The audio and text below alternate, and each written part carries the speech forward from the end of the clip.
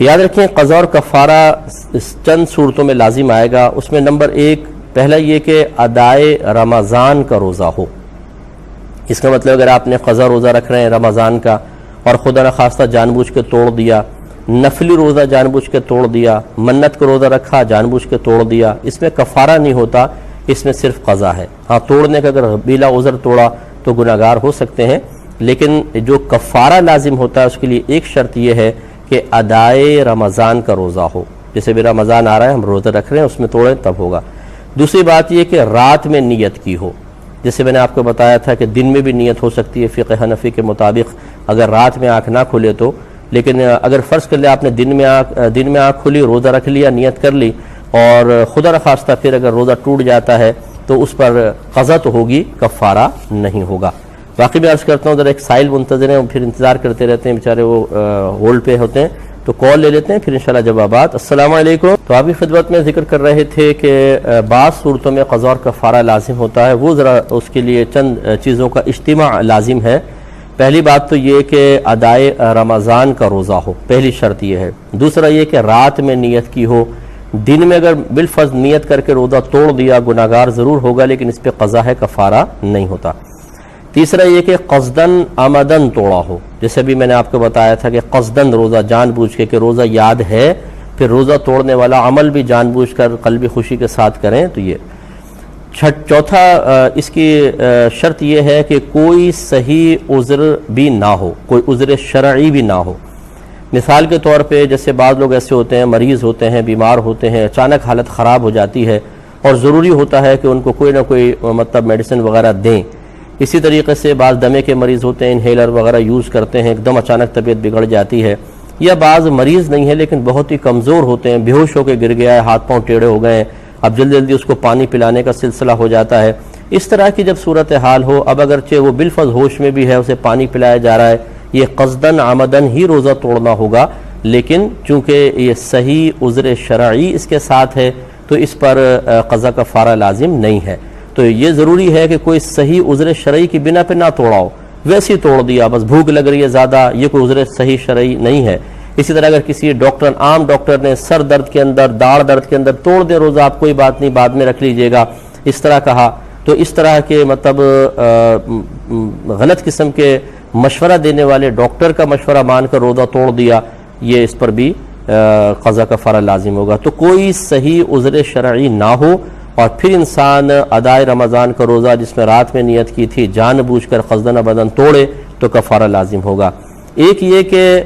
جنایت بھی کامل ہونی چاہیے، اس پر انشاءاللہ میں کلام کرتا ہوں لیکن ایک چھوٹے سے بریک کے بعد.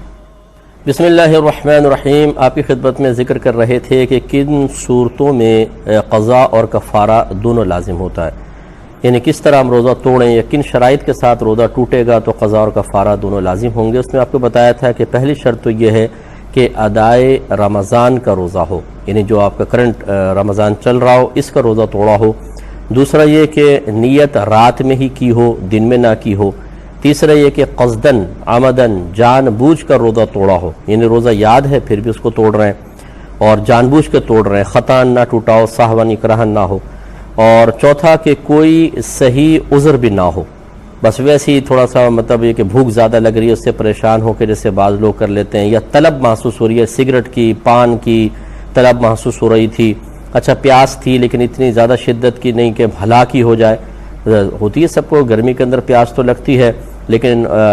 صبر نہ کر سکا اور اس طریقے سے معاملات کر لیے، تو یہ بھی ایک شرط ہے کہ صحیح عذر نہ موجود نہ ہو. پانچویں بتایا تھا کہ جنایت کامل ہو. جنایت مانے جرم بالکل کامل ہونا چاہیے. کامل کا مطلب یہ ہے کہ اگر غذا ہے تو ایسی غذا سے روزہ توڑا ہو کہ جس میں لذت پائی جاتی ہو. چنانچہ اگر کسی نے خدا نخواستہ خربوزے کے چھلکے کھا کے روزہ توڑ دیا، انڈے کے چھلکے کھا لیے، کچا انڈا اس کی سفیدی یا زردی اتار لی کہ جس سے طبیعت کراہت کرے، اگر ایسی چیز سے توڑیں گے تو ہم کہیں گے یہ جنایت کامل نہیں ہے، ناقص ہے. تو لذت والی چیز سے توڑا ہو. اسی طریقے سے جسمانی تعلق کے اندر، یعنی غسل واجب کرنے کے اندر جسمانی تعلق جو ہوتا ہے یہ جنایت کو کامل کرتا ہے. اس کا مطلب یہ ہوا کہ اگر کسی نے حالت روزہ میں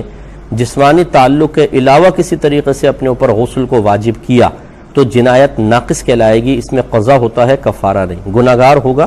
روزہ ٹوٹے گا، لیکن قضا ہے، کفارہ نہیں۔ ہاں اس میں یہ ضرور یاد رکھیے کہ علماء نے لکھا کہ اگر کوئی اس کو کھیل بنا لے، جیسے اگلا پوائنٹ ہے یہ کہ اللہ کی نافرمانی کا ارادہ بھی پایا جائے، مثال کے طور پہ اب اس میں یہی ہے کہ ایک دن اس کو پتہ چل گیا کہ جی کراہت والی چیز سے روزہ توڑیں تو صرف قضا ہے، کفارہ نہیں ہوتا،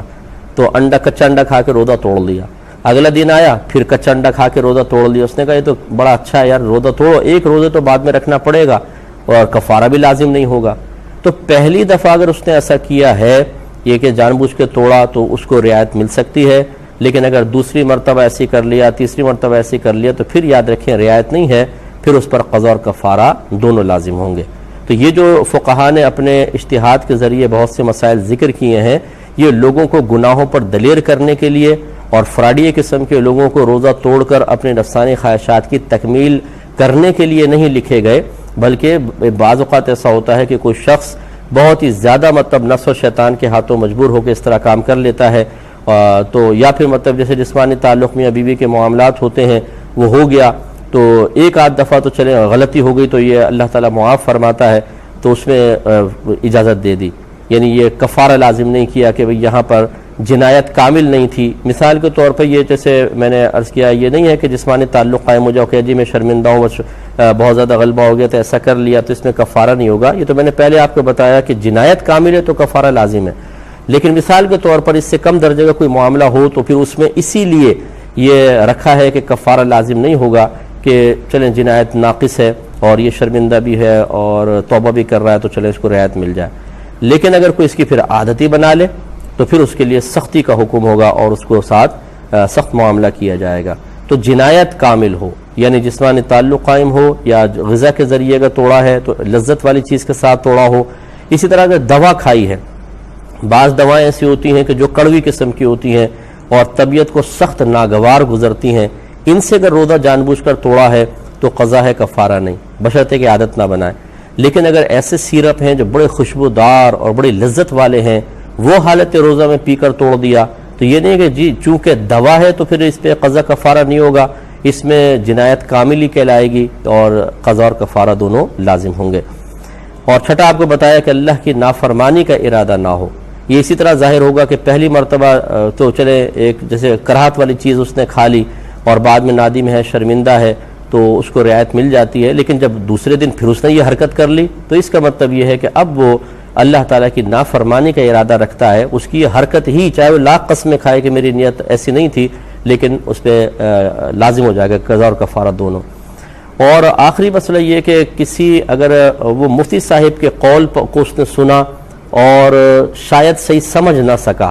اور اس نے سوچا کہ یہ جو میرے ساتھ عذر یا مجبوری ہے اس کی بنا پر میرا روزہ ٹوٹ گیا ہے۔ مثال کے طور پہ کوئی عالم صاحب بیان کر رہے تھے کہ دیکھیں حالت روزہ میں غیبت نہ کریں ورنہ روزہ نہیں رہے گا بالکل، یعنی اس کی روحانیت نہیں رہے گی، لیکن اس نے یہ سمجھا کہ شاید یہ کہہ رہے ہیں غیبت کر لی تو روزہ ٹوٹ جاتا ہے، اور اس نے غیبت کر لی غلطی سے ہو گئی اور اس نے سوچا ہو اب تو روزہ ٹوٹ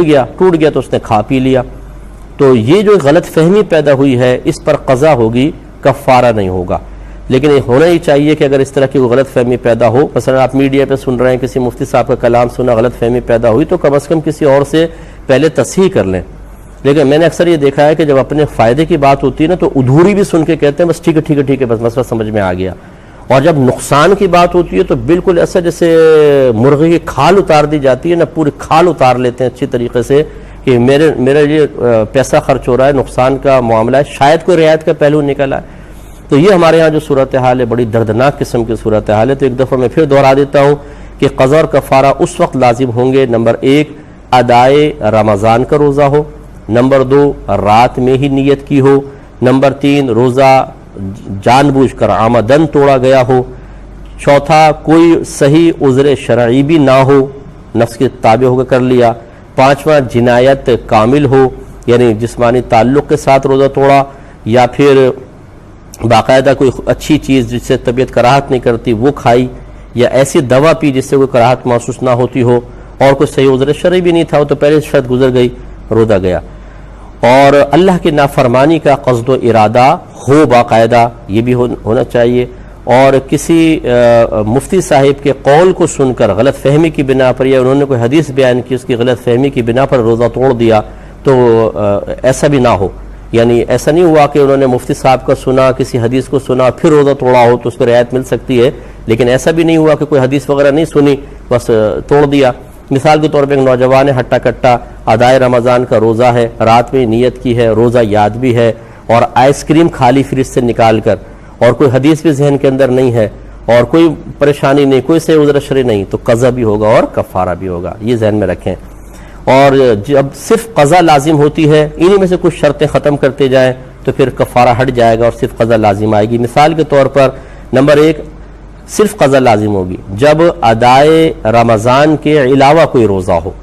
جیسے میں نے آپ کو بتایا منت کا روزہ توڑ دیا، نفلی روزہ توڑ دیا، یا قضائے رمضان کر رہا تھا، جیسے بہنوں کے روزے نکل جاتے ہیں وہ قضا کر رہی تھی وہ توڑ دیا جان بوجھ کر، اس پر قضا ہے کفارہ نہیں ہے. دوسرا یہ کہ ادائے رمضان تھا لیکن دن میں نیت کی، رات میں نیت نہیں تھی دن میں کی، اس پہ صرف قضا ہے. تیسرا یہ کہ عذر کے سبب توڑا ہو تو پھر صرف قضا ہے. چوتھا یہ کہ خطأً ہو، عمدن نہ ہو، خطأً ہو. یا پانچواں اکراہن ہو. چھٹا جنایت ناقص ہو. جنایت ناقص آپ کو بتایا تھا ایسی چیز سے روزہ توڑا کہ جو جس سے طبیعت کراہت کرتی ہو، کوئی صحیح مطلب مجبوری تھی تو دوا کھا لی، خراب قسم کی کڑوی دوا تھی، اور ایسی مجبوری بڑی بھی نہیں تھی لیکن کڑوی دوا کھا لی. اور اسی طریقے سے جسمانی تعلق قائم نہ ہوا، اس سے کم درجے کا کوئی فعل کر کے جان بوجھ کے غسل کو واجب کیا تو اس پہ قضا ہوتی ہے، کفارہ نہیں ہوتا ہے. اس طرح اللہ تعالیٰ کی نافرمانی کا ارادہ نہ ہو، مثلا یہ ایک ہی دفعہ یہ فعل ہوا ہے کہ آدمی نے کراہت والی چیز سے کھا لیا، اگر 2-3 دفعہ کرے گا تو پھر یہ کہیں گے کہ نافرمانی کا ارادہ ہے، تبھی تو بار بار کر رہا ہے، تو ایسا بھی اللہ کی نافرمانی کا ارادہ نہ ہو. اور 8واں یہ کہ قے سے روزہ ٹوٹا ہو،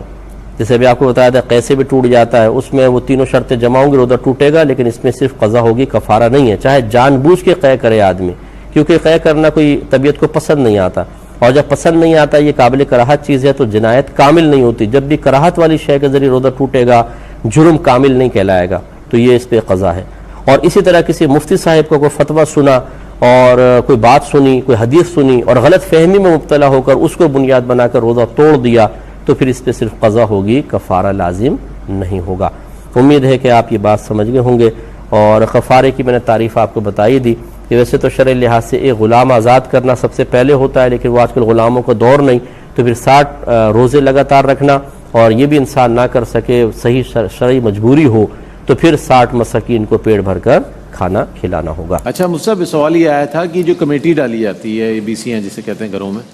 تو اس پر بھی کیا زکوٰۃ عائد ہوگی؟ چونکہ وہ تو ابھی پارشلی اس کی پیمنٹ ہوگی، سب یکجا کا ہوگا پیسہ، تو کیا فرماتے ہیں؟ جس میں کئی صورتیں ہوتی ہیں. پہلی بات تو یہ کہ فرض کر لیں آپ کی پہلی BC نکل آئی تو یہ آپ مقروض ہو گئے، آپ مقروض ہو گئے، کیونکہ اب آپ کو BCیاں دینی ہیں. تو پھر اس میں ہوتا ہے جتنا مال آپ کے پاس ہے اس مال کو آپ پہلے جو آپ کا ہے اس کو ٹوٹل کر لیں، جو اس کرنٹ منتھ کی BC دینی ہے اس کو مائنس کر کے باقی پہ زکوٰۃ ہوگی. اچھا. اور باقی جو ہے آپ نے دینی ہے BC وہ قرضہ اس سے مائنس نہیں ہوگا.